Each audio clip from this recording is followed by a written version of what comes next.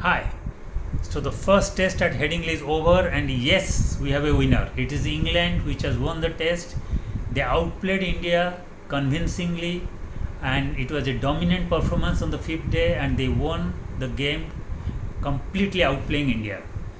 Now the question comes, for 4 days we were saying that it was difficult to find out a clear favorite because both the teams are so evenly matched.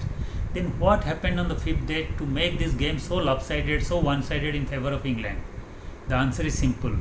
The answer is Ben Duckett. There is just one man who changed the complexion of the game and converted what could have been a thrilling and tight finish into a one-sided finish for England. When the fourth day was over, the game was evenly poised, and I had predicted that in the fifth day, the game would be decided by either Bumrah or England's approach. If Bumrah manages to take wicket in every spell of his, then India would run away as the winner.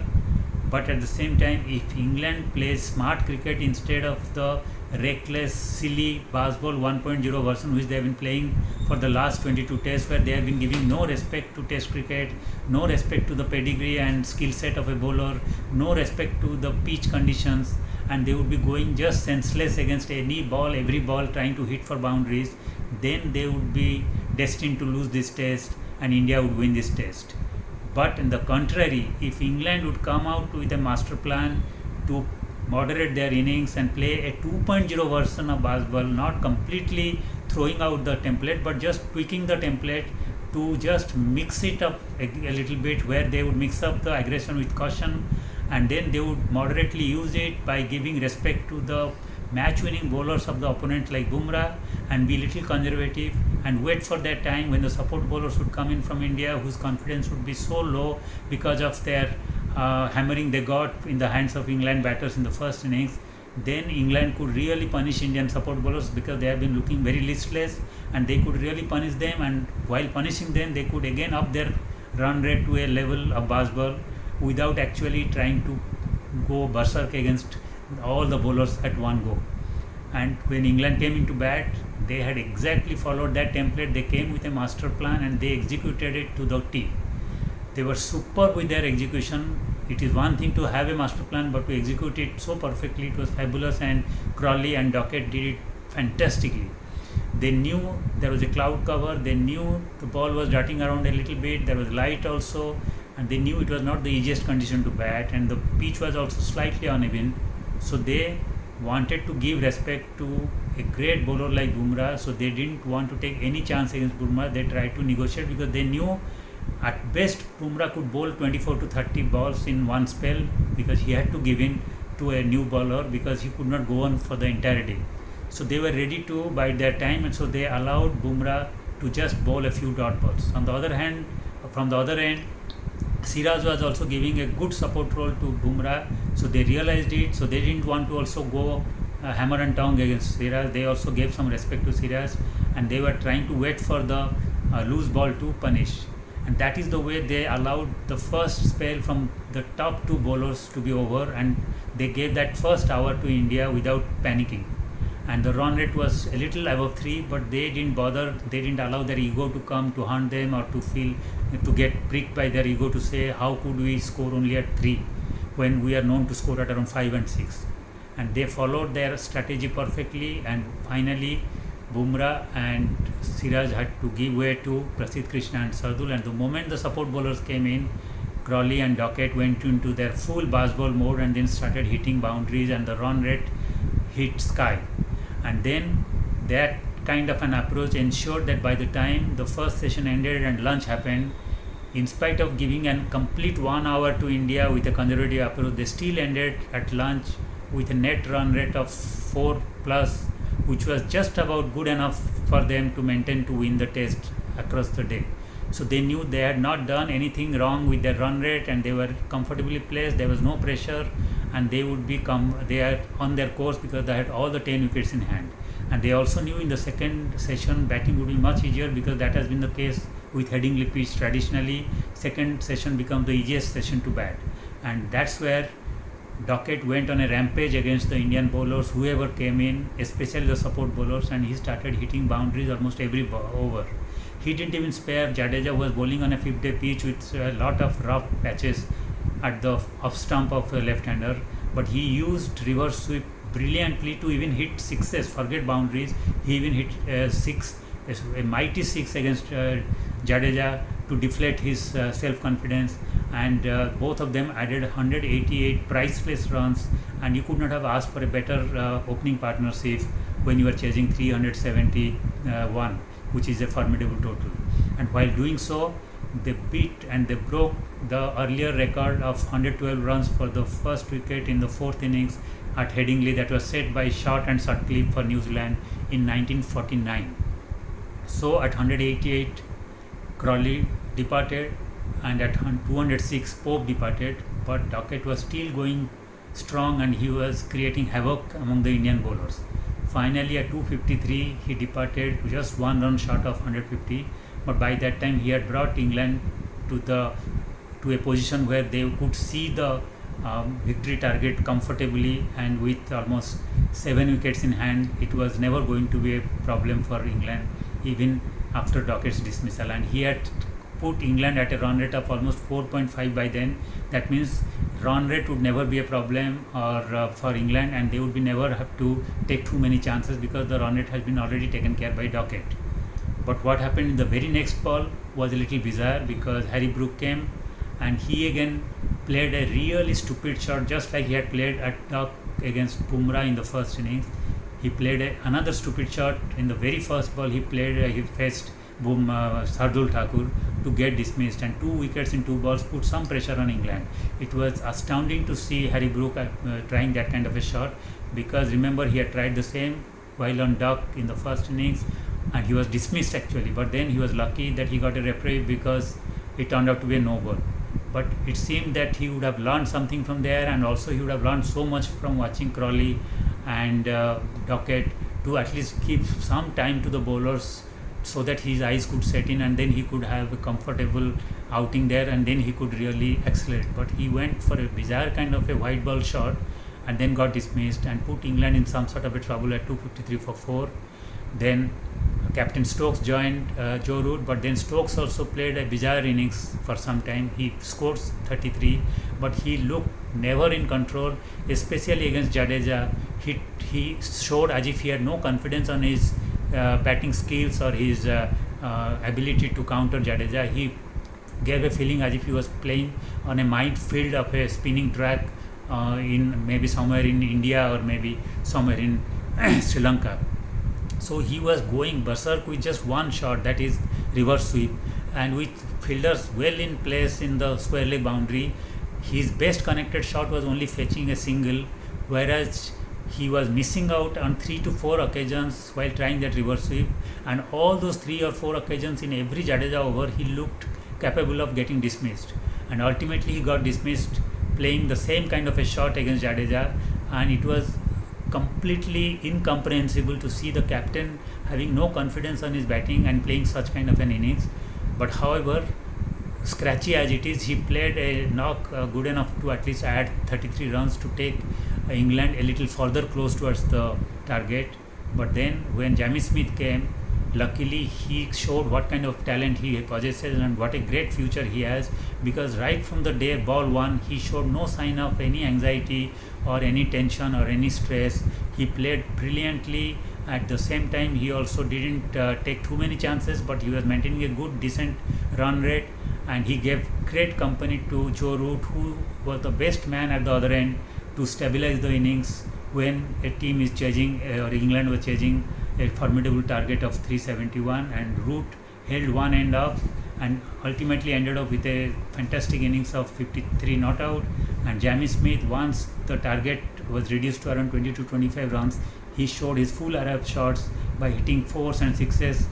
That included against Jadeja on a 5th day pitch where there was some rough on the leg stump. But he gave scant respect to Jadeja and hit real boundaries, and to make the game over for England and ensure that England didn't have any last minute anxiety with the new ball. So yes, it was Ben Duckett 149 with some great support cast from Crawley with 65, Root with 53 not out, and Jamie Smith with 44 not out. That completely changed the complexion of the game in the fifth day to make this win so dominant and so overwhelmingly one-sided for England.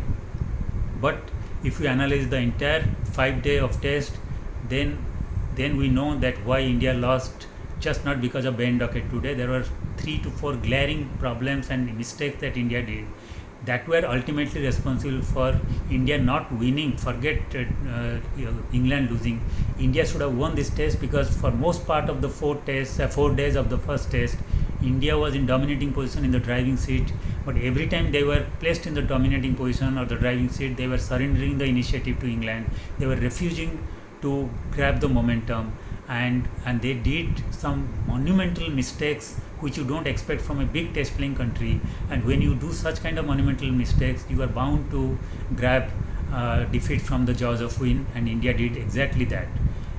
India in the first innings were 430 for 3, and they lost 7 wickets for 41 runs to get all out for 471. Ideally they should have scored 550 to 575 runs, and once they would have done that, that game would have been there. England would have had no chance to make any comeback.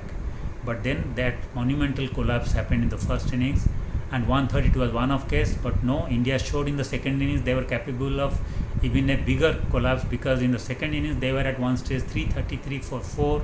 They were looking set to set a target of 450 for England, which could have been really challenging.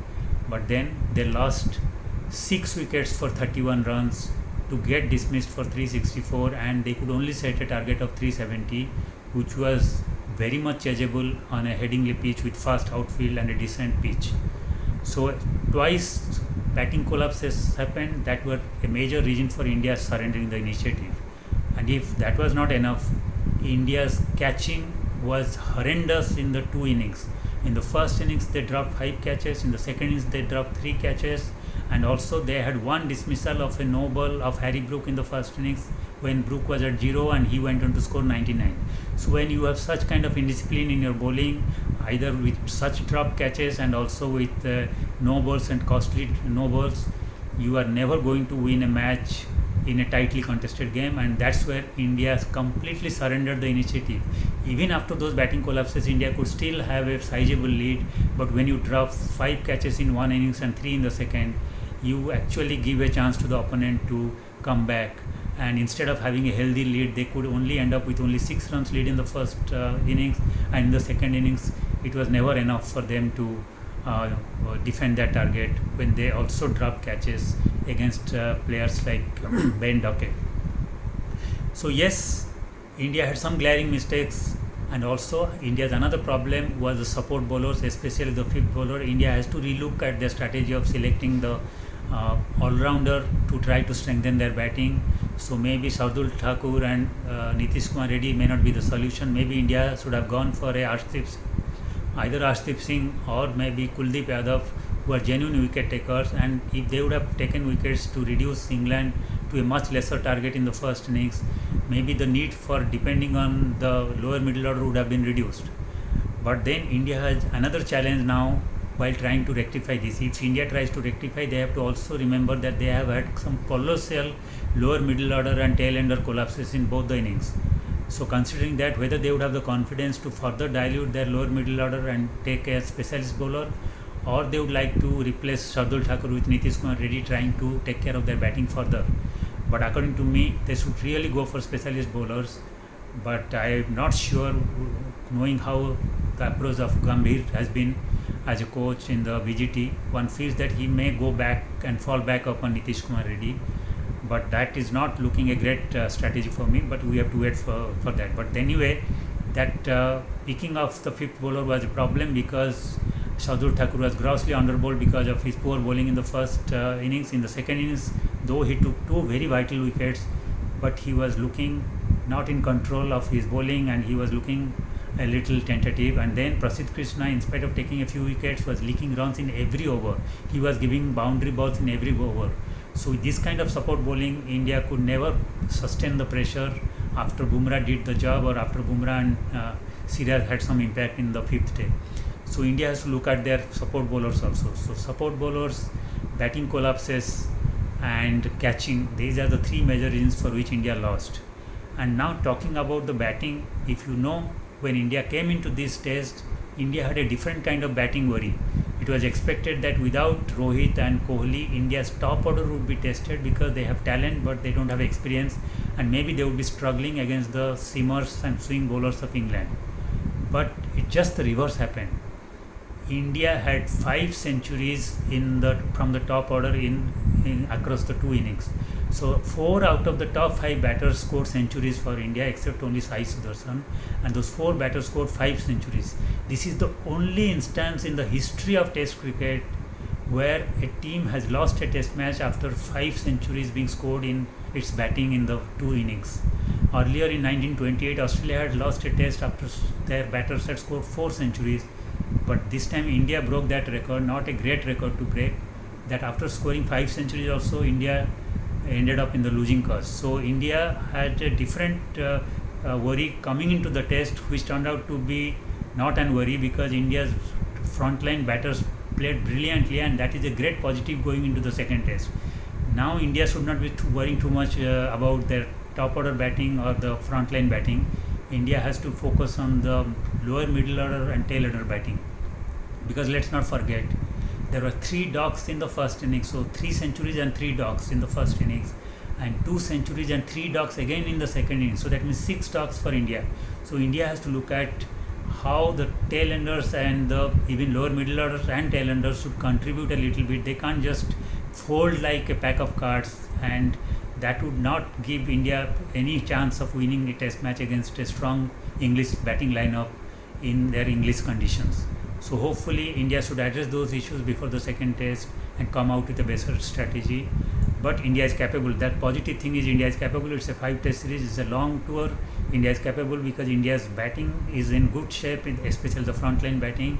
Bumrah has been bowling fabulously, and Siraj has shown great promise in the second innings. So it seems he has also improved. So only thing, India's third and fourth bowlers need to be taken care in the next test match, and then India can come out well. And if Indian fielding can show drastic improvement, hopefully it was an aberration in the first test. So India's fielding, if they tighten up, then India can be different kind of a force in the second test. Let's hope for the best for India, and let's hope for a cracking series. Thank you.